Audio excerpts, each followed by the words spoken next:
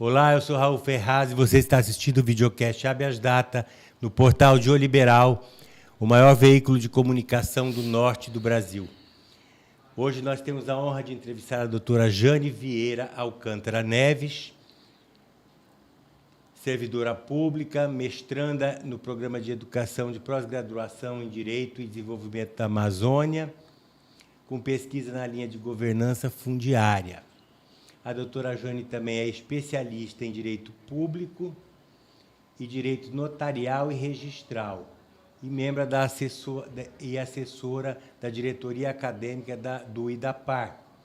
Foi tabeliã registradora, concursada no estado da Bahia por mais de 6 anos, mas aí veio para o Pará porque o Pará é muito mais acolhedor. Não é, doutora Jane? Eu digo que eu voltei por questões de sou apapaizada. Ah, sim. Doutora Jane, é um prazer imenso tê-la aqui, tá? E duas boas-vindas. Muito obrigada, doutor Raul. Muito obrigada mesmo pelo convite e essa oportunidade, né, de divulgar esse livro que, com muita alegria... Esse livro aqui está fazendo sucesso esses tempos aqui no Habeas Data. É um livro do IDAPAR, né, que tem vários organizadores e vários escritores. É um livro coletivo e que o tema é a sustentabilidade no direito administrativo.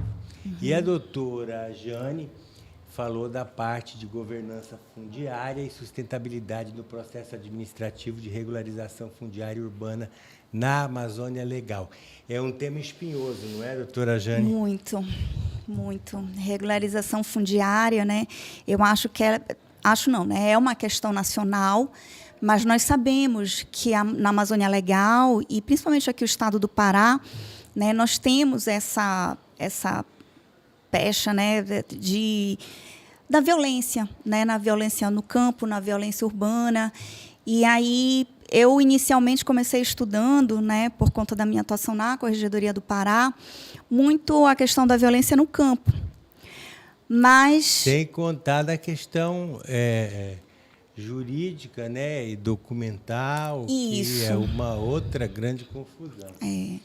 Mas depois eu percebi que há também, né, essa falta de moradia, essa irregularidade urbana, porque a gente diz que é uma situação de irregularidade, né? Regularidade ela é exceção, né? No Brasil inteiro, os cartórios, eles são o quê? Os repositórios da situação fática, né? Sim. O cartório ele deveria ser o espelho da situação, né? No caso do cartório de imóveis, o espelho da situação imobiliária.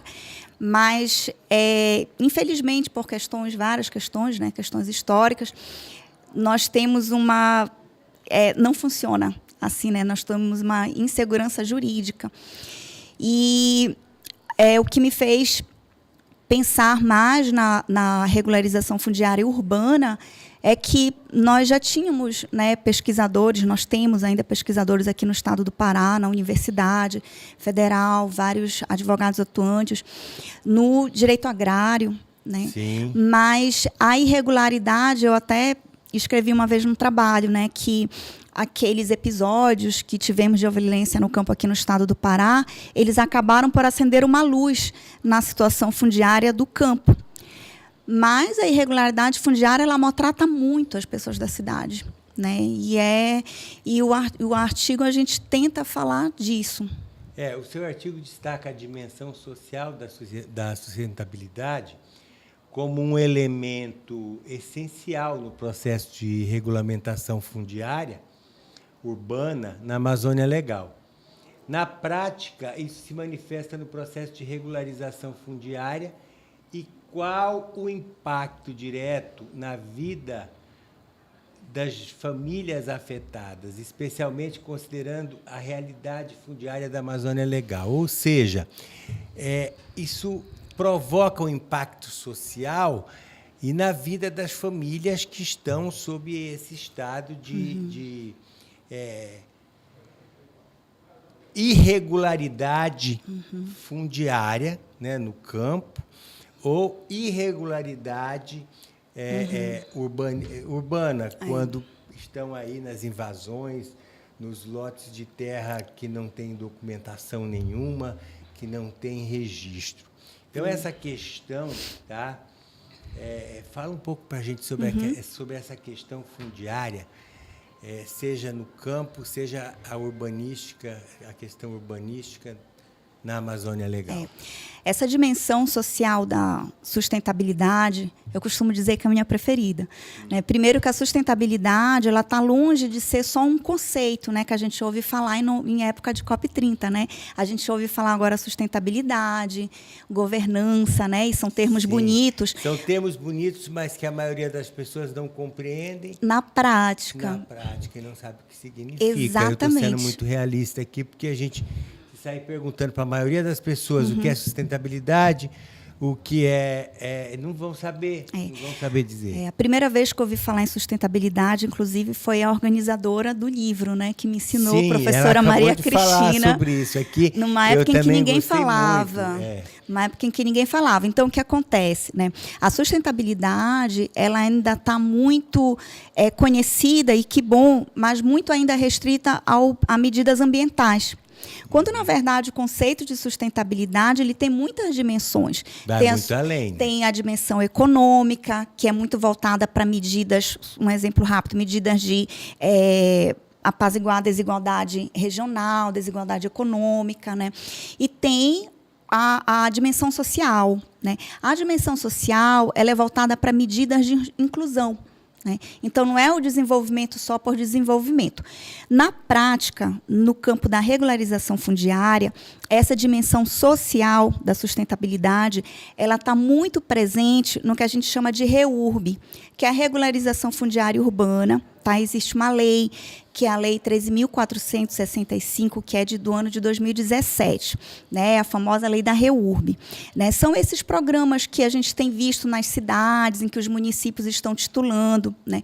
Então, por que a gente diz que a dimensão social está muito presente nesse tipo de regularização na REURB?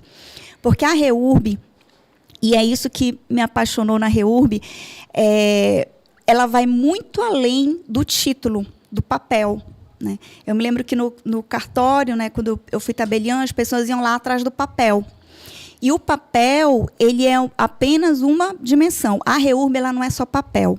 Porque no momento em que, pela lei, no momento em que o Poder Municipal faz aquela regularização de um bairro, às vezes até uma sede inteira do município, né, que nós temos municípios totalmente regularizados. No Pará nós temos municípios que estão até com a emissão de título suspensa. E aí, a lei da REURB, ela que eu tenha conhecimento, o único instrumento, ela não é só um instrumento jurídico, como é o uso capião, temos vários institutos, né, para regularizar. Mas a REURB, ela vai além. Ela prevê medidas ambientais, medidas urbanísticas, medidas para tentar manter aquela pessoa que foi regularizada lá naquele bairro, lá, para que, quando venha aquela valorização do mercado, ela não saia. Aí tem uma discussão, a pessoa é livre depois para vender. Mas, enfim, ela não pensa só está aqui no papel, como o pessoal lá no cartório, eu quero o papel do meu documento. Não, ela exige, né, de que, quando vá ser regularizado o loteamento, de que seja feito o saneamento básico. Então, é uma regularização fundiária muito sob a perspectiva do direito à habitação, direito à moradia digna. Água, saneamento, energia elétrica, mobilidade, internet, mobilidade, tudo que transporte. Hoje o ser humano necessita para viver com dignidade numa cidade urbana, urbana. E até mesmo rural, né? Que exatamente. Hoje já não tem muita diferença. Exatamente. Então, é por isso que eu digo que a sustentabilidade ela não é só um conceito abstrato. Né? Ela, nesse caso aqui, a dimensão social dela está muito presente na regularização fundiária. Doutora, um dos pontos cruciais do trabalho é o novo papel do Poder Judiciário através das corregedorias de justiça. E dos cartórios de imóveis na regularização fundiária. Né? Nós sabemos como isso é importante para que se efetive. É acesso à justiça de verdade. Exatamente. Né? Qual a importância dessa atuação, na sua opinião, mais proativa e mais articulada com os demais órgãos envolvidos nas políticas voltadas para o direito à moradia e regularização fundiária? Porque eu vou justificar essa pergunta, tá?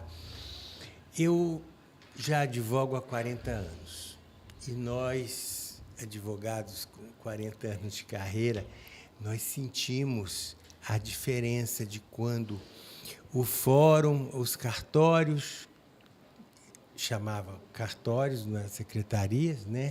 Nem o PJ, eram cartórios. A única tecnologia que se tinha lá era a máquina de escrever. Né? Então, você não tinha esse arsenal eletrônico à disposição da Justiça e dos cartórios e de todos os órgãos do Judiciário que você tem hoje. Então, a fiscalização era muito difícil. E eu me lembro bem que representar contra um tabelião, contra um registrador, que lá de uma comarca do interior era quase que inócuo, que você representava, ficava por isso mesmo, você ia lá, a fazenda tinha 3, 4 andares, ninguém tomava providência. Isso é uma realidade que eu vivi, doutora. Tá? Sim, com certeza. Uma realidade que eu vivi e que eu sei que hoje está diferente. Tá? Principalmente com esses concursados que chegaram, que são pessoas que têm um conhecimento jurídico muito qualificado. Tá? Todos que estiveram aqui até hoje para ser entrevistados mostraram isso. E, antigamente, você chegava lá, o escrivão nem sabia direito o que o advogado estava precisando. Ele tinha uma certa prática, mas ele não tinha o conhecimento jurídico adequado, a maioria deles. Né?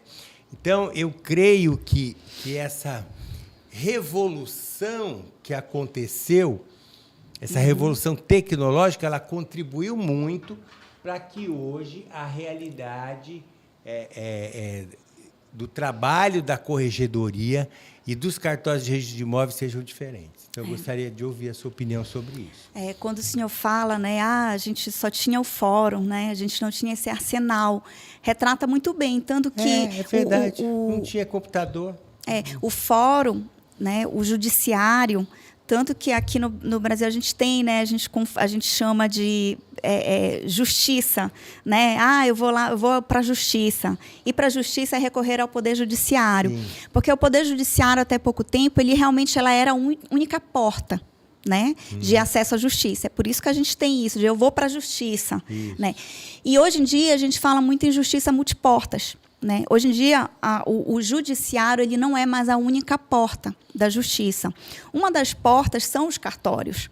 Cartórios, os órgãos de conciliação, exatamente, de tentativa de evitar conflito, mediação, arbitragem, enfim. É uma variedade nós temos nós tínhamos, né, essa tradição e o judiciário ele é para julgar, né? O senhor como advogado muito mais experiente que eu, o senhor sabe também dessa cultura, né, da litigância. Então, em relação à questão do Poder Judiciário, nesse papel, que na verdade, é o grande objeto, né, desse artigo, realmente é uma mudança de paradigma. O senhor falou em revolução, porque o judiciário ele não pode intervir, ser o condutor principal daquela regularização fundiária, mas ele vai dar o direcionamento, ele vai acompanhar, ele vai monitorar. Então, o judiciário, e no caso aqui, que a gente está falando de regularização fundiária, a corregedoria, ela sai do papel de só fiscalizar, de só ficar recebendo e, quando já tem algum problema, tentar intervir. Ela sai desse papel. Ela antecipa e orienta. É o que a gente chama de governança fundiária, né? A governança, que não é só fundiária... Não regulamenta. A governança, ela não é... As pessoas confundem, é gestão. Não. A gestão, ela é um aspecto da governança. Né? A governança fundiária, né, ela também não é só planejamento. Ela é planejamento, ela é direcionamento, elas são medidas, são estratégia. Estratégia é uma palavra essencial para a governança, né? Então, aqui no caso do Estado do Pará, nós vemos, né, primeiro houve uma iniciativa nacional, né, que foi o provimento 144, de 2023, do Conselho Nacional de Justiça, que estabeleceu um programa de governança fundiária permanente, né? Que o pessoal chama de programa de regularização fundiária. Eu acho que é um programa de governança fundiária, porque a regularização quem vai fazer vão ser os cartórios, né, vão ser os juízes, vão ser os advogados, mas é um papel, é um provimento que fez com que os tribunais de justiça, né, no caso aqui do Estado do Pará, começasse a ter essa atuação, como o senhor disse, proativa. Ele sai da cadeira de esperar, né? Exato. De esperar ter um problema, a oficialidade, né? Ele sai da cadeira de mero fiscalizador e vai como ator político, não político no caso de legislativo, mas ele vai como um ator. E isso vai muito de encontro à própria mudança da lei e do sistema até mesmo. É da competência legal dele fazer isso. Exatamente. Né? Então, exatamente. Tem que levanta da cadeira e vai... Um dos objetivos da lei da REURB, está lá expressamente, é que seja incentivado a resolução extrajudicial de conflitos. Né? Exatamente. Então, é por isso que a gente chama, né, de justiça multiportas, porque hoje em dia a ideia é essa, deixar o juiz julgar. Né? Deixar o juiz julgar. E só para registrar, que eu deveria ter registrado no início, mas quem escreveu comigo o artigo foi a Monique, que é uma servidora da Corregedoria. Né? Eu fui de Corregedoria há muitos anos, servidora da Corregedoria, e ela teve essa ideia legal, porque eu já pensava em falar já do Instituto de Regularização Fundiária.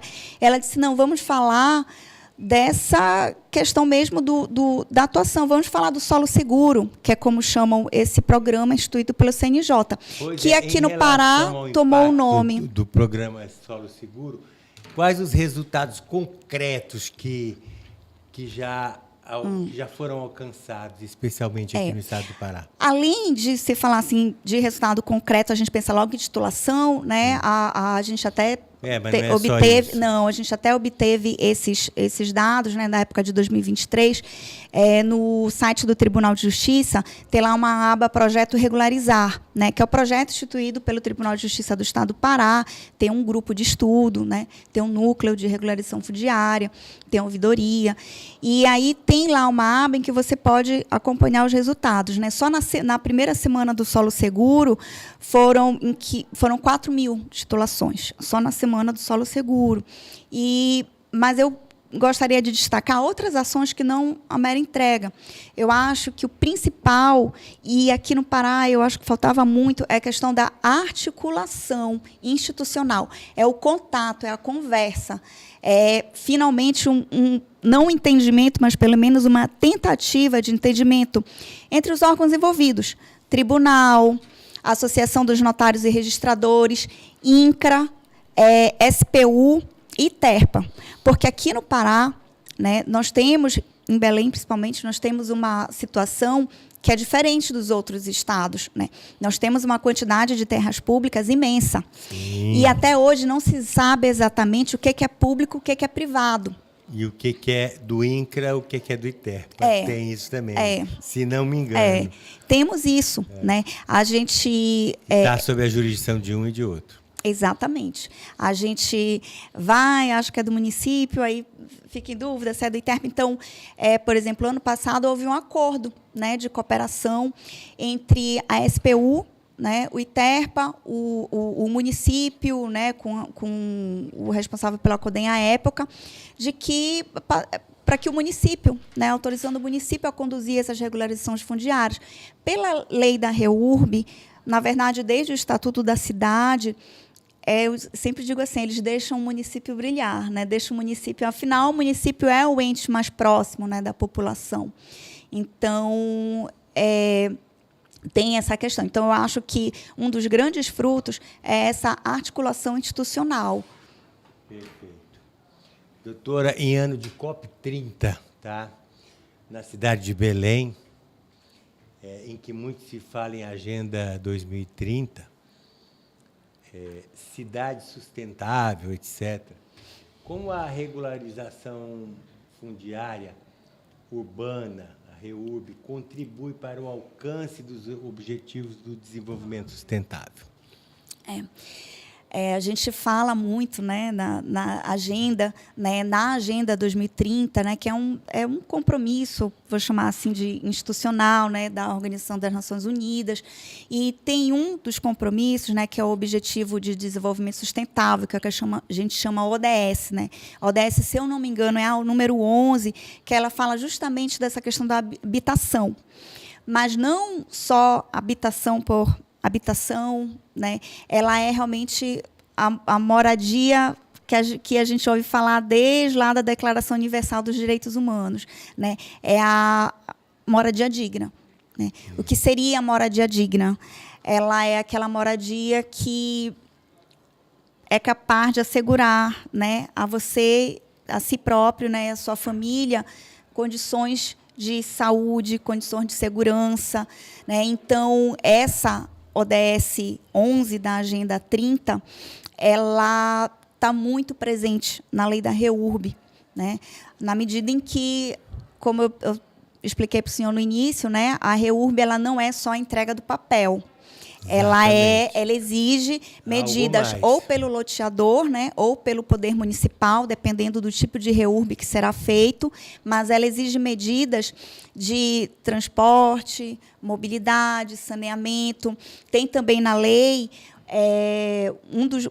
também dos objetivos, né, que é, no caso aqui do Pará, né, um impacto direto. Aqui, como nós temos muita terra pública, eu sei que a gente ouve muito, eu sempre brinco que no Instagram a gente só ouve falar, os advogados só falam de usucapião extrajudicial, né? Só que não cabe usucapião de terra pública, e aqui no Pará é muita terra pública. E a REURB ela veio para resolver isso, né? Porque a REURB ela é uma regularização que se aplica a terras públicas e privadas, né? Sim. Então, ela veio para regularizar isso, né? Então, nós conseguimos, através desse tipo, né, da REURB, alcançar não só o papel, né, mas também alcançar essa questão de uma urbanização, de uma inclusão, porque a maioria dos bairros que são objetos de REURB são os bairros, né, que a gente chama aqui, né, de periferia, tanto que o solo seguro, o pessoal chama de... Tem um solo seguro favela, né? Que aqui no Pará a gente não fala muito em favela, né? Mas a gente fala na invasão, a gente fala nós temos as palafitas, a periferia. Mas, enfim, são aquelas pessoas que moram e que, às vezes, não têm um CEP. Né? Eu ouvi uma vez de um rapaz que mora no quilombo de Abacatau, em Ananindeua. Ele disse assim mesmo: eu preciso de um CEP, e eu não tenho um CEP. E aí a REURB ela pensa até nisso, sabe? Não, aqui a pessoa tem que ter um endereço. Ou seja, não é só o papel, né? Não é só o papel, né? Uhum. E assim, eu sei que tem um comprovante de endereço, uma conta de luz, uma conta de internet, uma conta. A lei não é perfeita. A lei não é perfeita. Ainda tem muitos desafios, né? Muitos desafios, tanto que vai ser objeto da minha pesquisa no mestrado. Ainda tem muitos desafios, né? De como será feita essa REURB. Tem várias questões práticas ainda para serem resolvidas, mas a gente quis destacar isso no artigo porque, assim, nós somos otimistas, achamos que realmente, né, a ideia da Monique, né, era justamente essa. E alguém precisa começar a falar, exatamente, precisa começar a debater para acontecer. As instituições não são perfeitas, né? Eu sei mas eu acho que é importante dizer que os nossos órgãos fundiários e o tribunal, eles não estão mais no mesmo local que eles estavam há alguns anos atrás. Não estão. E eu acho que isso já é um começo. Graças a Deus. Né? Eu acho que isso já é um começo. Graças a Deus não estão. Adiantaram muito. Progrediram. Doutora Jane, foi um imenso prazer tê-la aqui para compartilhar com a gente essa sua sabedoria, essa sua informação sobre um tema tão importante, que é a sustentabilidade do processo, a governança fundiária, a sustentabilidade no processo administrativo e regularização fundiária urbana na Amazônia Legal. Então, quando fala em regulamentação fundiária, tá,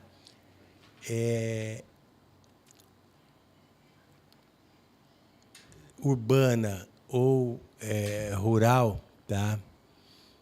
Isso é um tema que sempre vai render muita discussão. Afeta e muita todos conversa. nós, né? Afeta todos nós.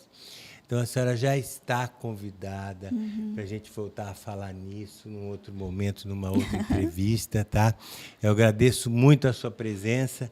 Muito obrigado. Eu que agradeço a oportunidade, né?